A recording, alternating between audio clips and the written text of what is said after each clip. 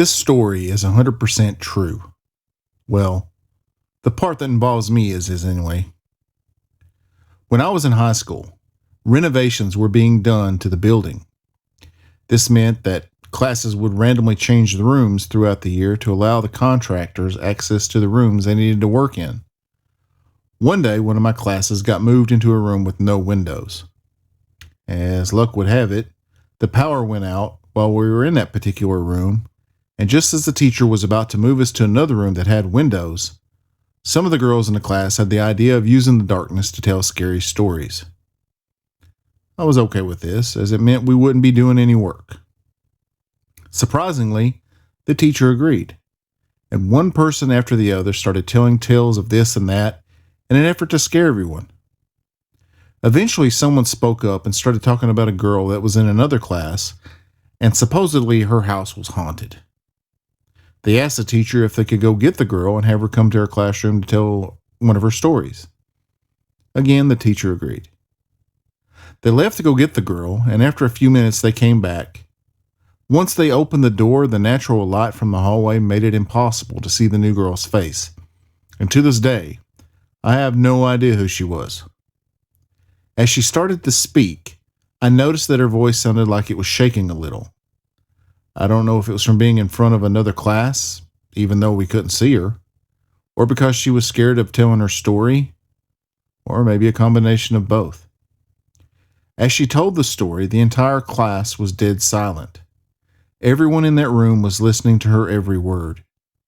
You could hear her breathing hard as she spoke, and the nervousness as she progressed into her story got more prevalent, and I may have been wrong, but I truly believe she was scared from having to relive the moment she was describing.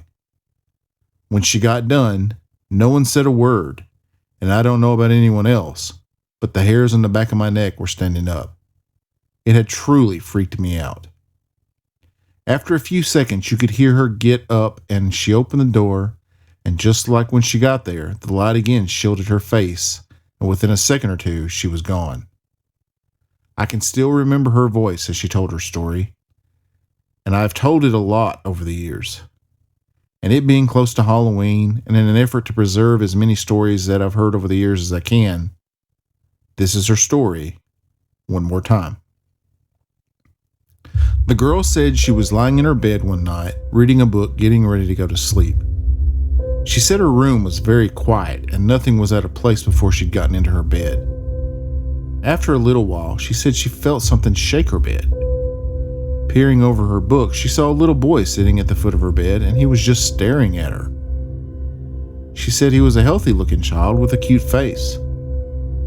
Even though it shocked her that a strange child was in her room, she thought that maybe her parents had some visitors over and he was with them. She asked him who he was and what he was doing in her room. The boy just stared at her, not saying anything.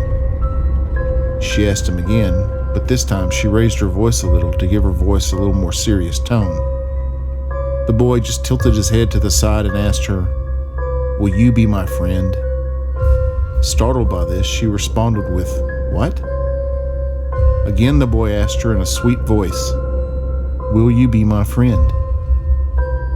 She said at this point she heard what sounded like 20 different voices coming from the wall behind her head, and the voices were all saying the same thing: "Say no." The girl said she didn't know what to do.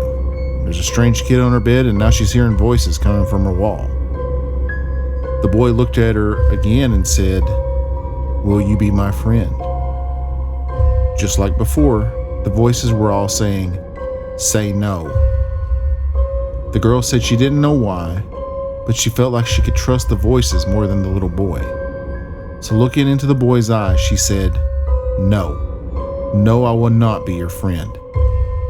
As soon as she said that, the boy instantly started changing into a hideous and grotesque monster. She said it looked like a demon, and as it was changing, it started crawling up her bed towards her.